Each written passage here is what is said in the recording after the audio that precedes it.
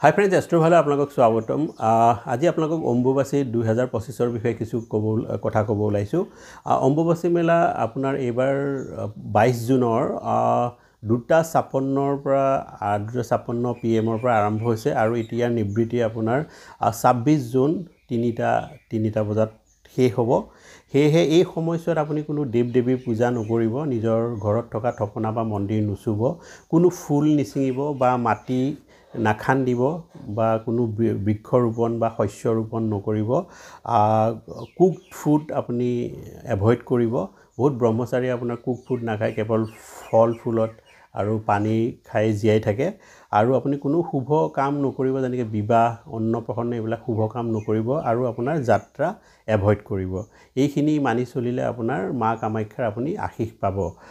51 শক্তিপীঠৰ ভিতৰতেই আপোনাৰ কামাখ্যা মন্দিৰ অতি উত্তম আৰু শক্তিৰ উৎস হয়। সেয়েহে এইসমূহ মানি চলিলে আপোনাৰ জীৱনত শুভাশুভত্ব ফল পাব।